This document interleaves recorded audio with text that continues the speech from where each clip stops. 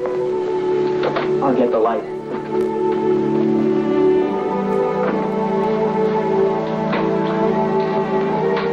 I wish you could be here when I meet him.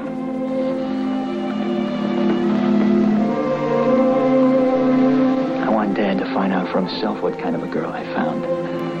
What if he doesn't like me? Are you kidding? Of course he'll like you. Why shouldn't he? I don't know. Just have a feeling I won't. Oh, relax. Everything's gonna be all right. Hey, it's getting late. I don't want to miss my plane. Will you call me? The minute I arrive. I know you'll have good news for me.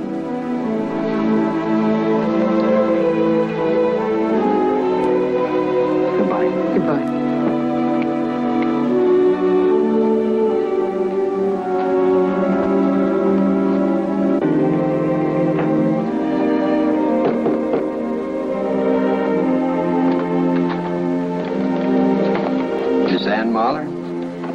Please come in, Mr. Carter.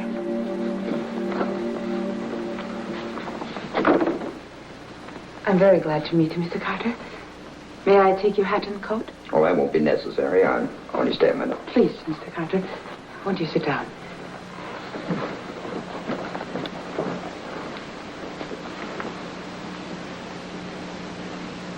I'm sorry I'm a blunt man, Miss Mahler, so you won't mind if I come right to the point. I've got big plans for Brian, and any thought of his marriage in maybe the next 5 years is out of the question.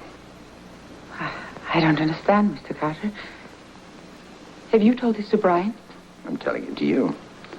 You look like a smart girl, and I'm willing to pay for cooperation. But I'm not for sale. Oh, there's no need to put on any act. You went after Brian only because I'm a millionaire. As his father, I'm telling you, I'm his boss not only in the construction business, but in every other way. When he marries, the girl I choose. And if it is not? It will be. Who are you? Mr. Carter? What is this? The old badger game?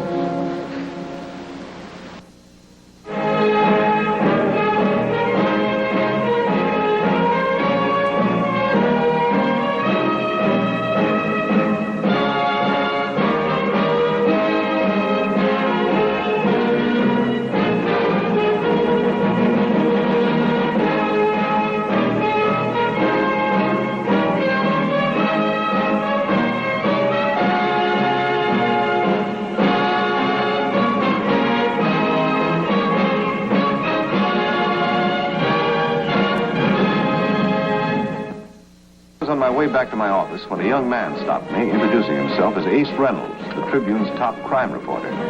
He said he had something important for me. I knew the real Ace Reynolds. I don't know why I even listened to this imposter, except that he was so scared under that phony facade that he fascinated me. You've been reading about that beauty contest dame accused of killing Elston Carter. The Ann Mahler case? Yes, I read a little about it. Yeah, well, the Tribune feels she's innocent, see, and that's the way we're going to play it up. I thought the police claimed to have an open and shut case against him. Oh, well, so what? I mean, the Tribune feels different. We don't care who we fight. What's that got to do with me? Oh, we want to get the best lawyer in town to defend this dame. I talked my editor into using you. Well, I'm very flattered, but also not interested. Oh, now, wait a minute, Maris. Now, you listen to my offer. I'll guarantee you front-page publicity, pictures, the works. I don't know who you are or what you want, but I know you're not Ace Reynolds. You're asking for trouble, Maris. All right, who put you up to this? Who put you up to this?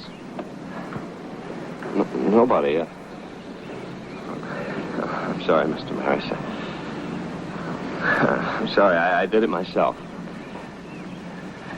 It was a dumb thing to try to do. But she didn't kill Carter, Mr. Maris. I know she didn't. I've got proof. Then you don't need any help from me. Why don't you go to the police? No, it's not that kind of proof. If you just give me 10 minutes of your time, Mr. Maris, to explain, just 10 minutes, what... Well, maybe I could do a favor for you on the Tribune sometime. Now, we're not going to start that again. No, I really do work for the Tribune. It's a copy boy. What's your name? Biff Collier. All right, Biff. Just 10 minutes. Tomorrow morning in my office. Well, Anne had a real tough childhood. She grew up in Europe. She wanted to become an artist. But then right after the war, her father ran into trouble and was killed. She escaped to Vienna. She was in a sanitarium for months because of the shock of having seen her father murdered. She entered the beauty contest because it meant a chance to come to this country. I'm sure she had a hard life, Biff, but what's all that got to do with the case against her? A girl who's been through so much that she can't bear the thought of violence. How could she be capable of murder? According to what I've read, her fiancé believes that she had enough provocation. Elston Carter wasn't exactly infused with the milk of human kindness. That's the point. I checked on him in our files. He's ruined dozens of people. He had hundreds of enemies. Why don't the police check on that? Why the personal interest in the girl, Biff? What's that supposed to mean? You're in love with Anne Muller, aren't you?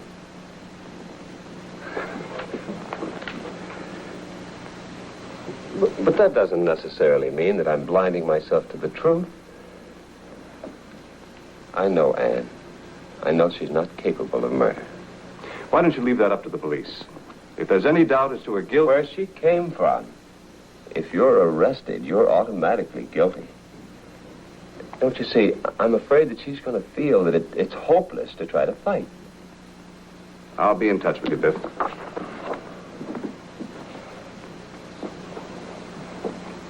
I'll go, huh, Mr. Maris? I didn't say that.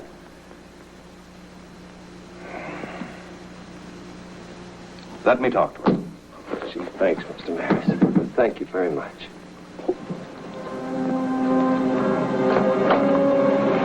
I phoned Lieutenant Weston of the police. He hadn't talked with Anne since the murder. She'd been in the prison ward of County Hospital recovering from shock. He was going to see her. He invited me to come along. What's your opinion, Lieutenant? It's not a matter of opinion, Counselor. My job is to find the murderer, and everything points to her. Such as? Motive. Carter was opposed to her marrying his son.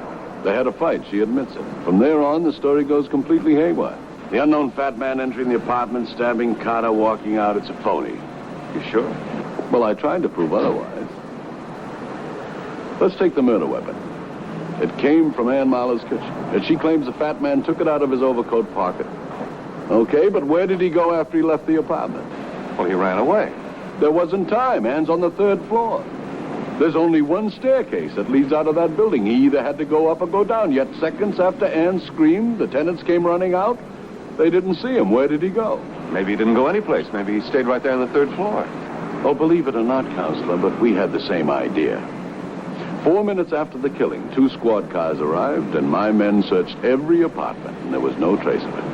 Well, it still doesn't disprove Anne's story. As I understand it, Elston Carter wasn't exactly popular. Sure, he had a flock of enemies. But we couldn't find one of them with reason enough to have wanted to kill him. And there's one thing more, Counselor. Anne has a friend, a very dear friend, lives in the same apartment building right across the hall from her. Her name is Ginny Talbot. She says her door was halfway open that evening. She saw Elston Carter go in. She was sitting right there in the living room watching television, and she didn't see anybody else.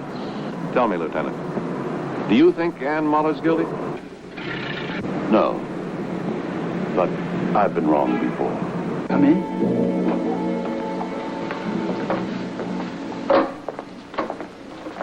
I'm certainly very glad to have your help, Mr. Morris.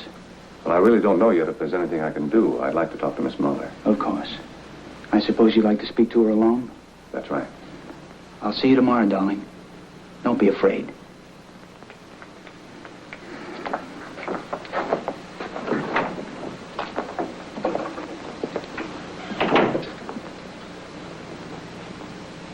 How are you feeling, Miss Muller?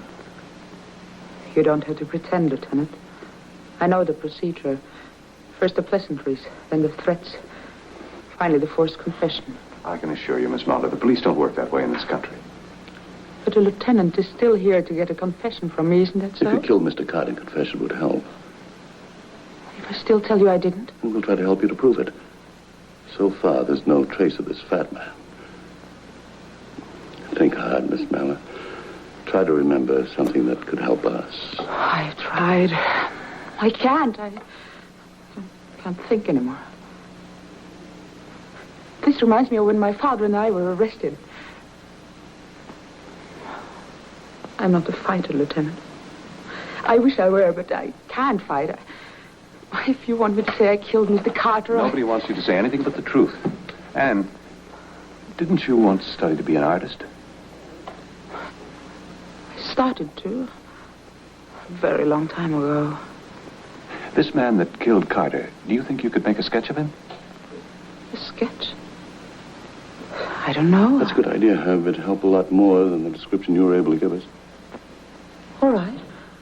I'll try. Good, I'll get a pencil and paper. Miss Maris, I didn't mean to sound bitter. I understand. It's just that it took such a long time to believe that something as wonderful as Brian was happening to me. In a week, we'd have been at Brian's country home on our honeymoon. Now...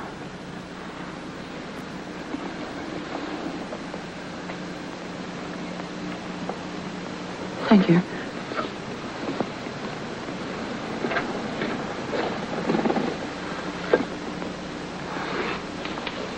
Been through all the mug books, and so far, Herb, we haven't found anything that even comes close to this.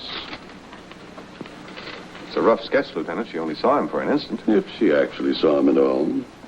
You still so sure she didn't? Let's be realistic, Herb. I had that printed in all the local newspapers. If he exists, wouldn't somebody have known him, or at least seen him? Maybe he was brought in from some other place to do the job. The hired killer? Why not? As I understand it, Elston Carter wasn't mourned by anybody, not even his own son. I checked on that angle, too, Herb. Brian Carter was on a plane heading for the coast when it happened. Besides, what would he have to gain by his father's death? He had plenty of money in his own right. He didn't need his father's. As for enemies, sure, Elston Carter had a flock of them. But none of them with reason enough to have killed him or paid to have it done.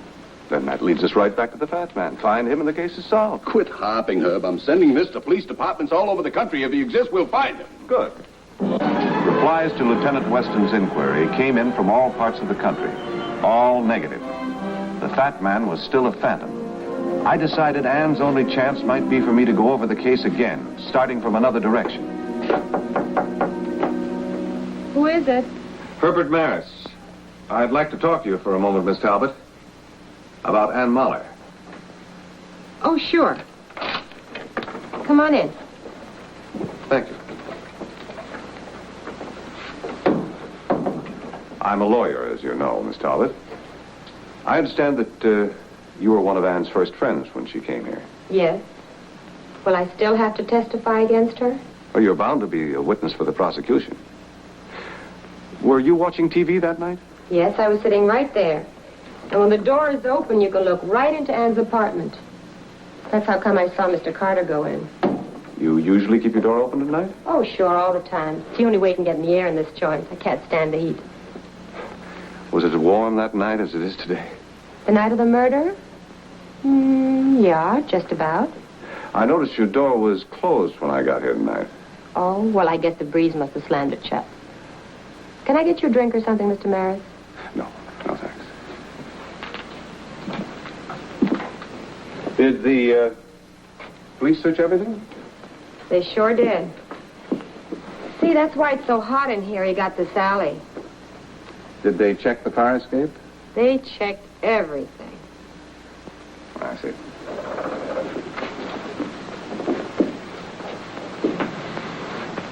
Attractive mink. It belongs to a friend of mine. She had to go out of town for a couple of months and asked me to keep an eye on it. Well, thanks for seeing me, Miss Talbot. I just wish I could do something for Anne. I feel so sorry for the kid. You know, you were wrong before. The breeze didn't blow the door shut. What do you mean? You said you always kept the door open, and the breeze blew it shut. But if you recall, you had to remove the chain in order to let me in tonight. Well, I used to keep it open. That was before the murder. I got the chain right afterwards. Even if there isn't a fat man like Anne said, still a girl can't afford to take any chances. Yes, that's a very wise precaution. Particularly if there is a killer at large. Well, Nice meeting you, Miss Talbot. Bye-bye, Mr. Merritt. Bye-bye. All of a sudden, things looked brighter. I was sure I'd discovered the first real indication of Ann Mahler's innocence. But Lieutenant Weston didn't share my certainty that Ginny Talbot was involved. Well? Oh, well, we checked her over. There's no reason to believe she lied as far as I'm concerned, Herb. You're just acting on a hunch. She lied to me about the door chain being new and obviously had been up there for a long time. And why did she change her story about always keeping a door open? You probably confused her with a lot of your questions, but that doesn't incriminate her.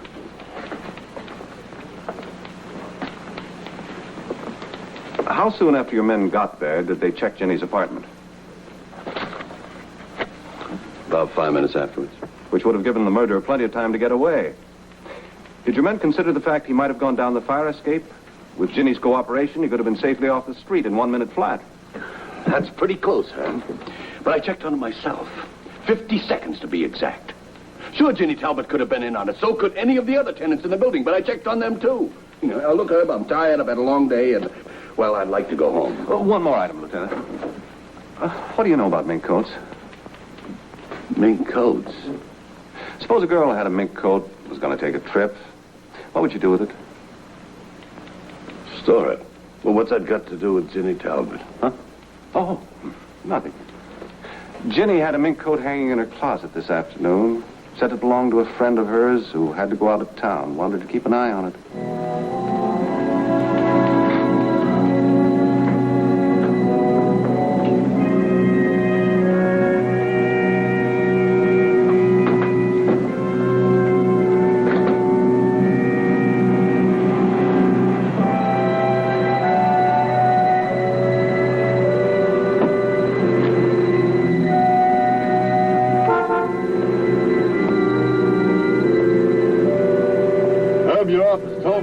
Find you here. Listen, anytime you want to join the force, I'll give you a good recommendation. Ginny Talbot? The mink coat. We checked with every ferry in town this morning. We found one who sold a full-length coat to a girl answering her description. I think you earn the right to sit in on this one, Herb. Shall we have a talk with that ferrier? I'll come with you now.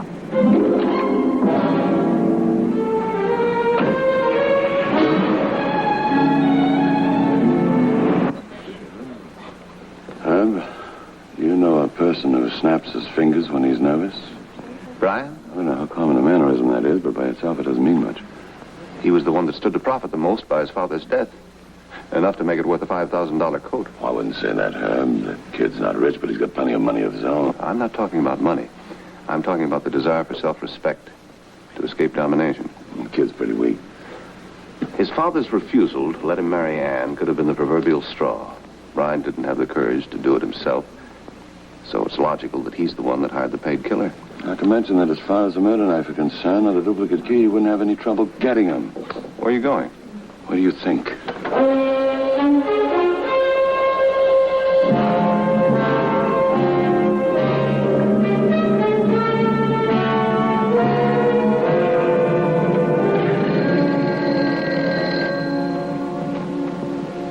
Hello? Herb, Weston. Any idea where a young man about town might go to forget his troubles? He's not home? Brian left his house in a hurry. Told his butler he wouldn't be back for a few days, and Ginny Talbot is missing. I see what you mean. If Ginny Talbot could prove that Brian plotted his father's murder. They try to get rid of her fast, but where? It'd be pretty hard to do in the city, wouldn't it? Where would he take her? Not back to his place. Wait a minute. You're looking for a young man about town with a house in the country. Anne said she and Brian had planned to spend their honeymoon there. I'm beginning to think you're in the wrong racket. I could use a guy like you in the force. Then you won't mind if I come along. I'll get the address and pick you up in front of your building in 5 minutes. I don't know why I ever told you about Merritt's coming to my apartment. I would have been better off staying in town letting the cops grab me. You told me you weren't going to scare your father. If I didn't know he was going to kill him. You better shut your mouth, sister. Look, you've got no kick coming. You've been well taken care of. You'll be all right. What about Anne? You going to let her take the rap? She'll have the best lawyers money can buy. What kind of a man are you? The kid's in love with you. Shut up. I'll have Willie take care of you, too.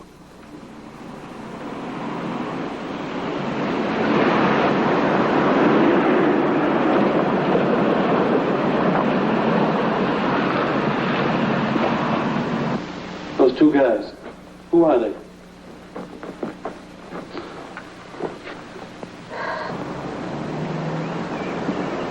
A cop and that lawyer, Maris. You get out there and get rid of them. Well, I'll try. You're going to have to do better than that, boss. This thing is going to be pointed right smack at the back of your head. Get rid of them.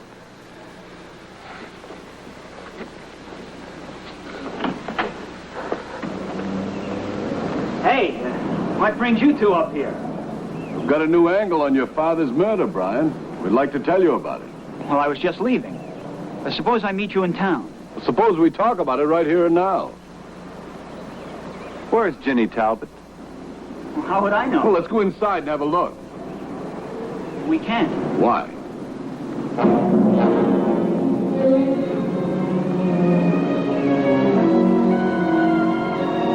There's a man standing by the window, watching us. Your hired killer? The man who killed your father?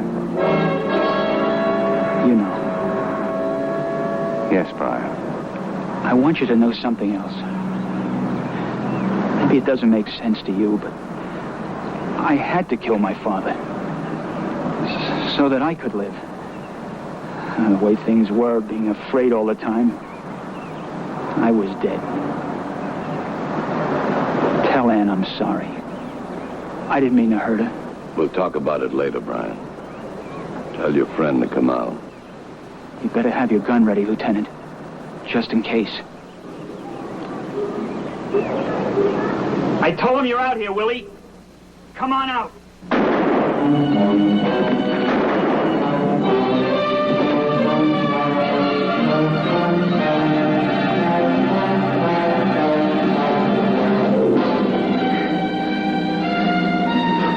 All right, Willie, get up. You're not hurt that bad.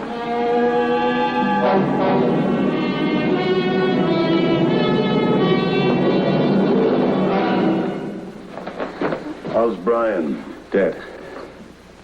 Well, I warned him if he tried anything funny. I wonder why he did. Maybe he didn't want to stand trial. Or maybe he was just trying to prove something to himself. That he wasn't completely weak. All right, Willie, let's go. Just tell the...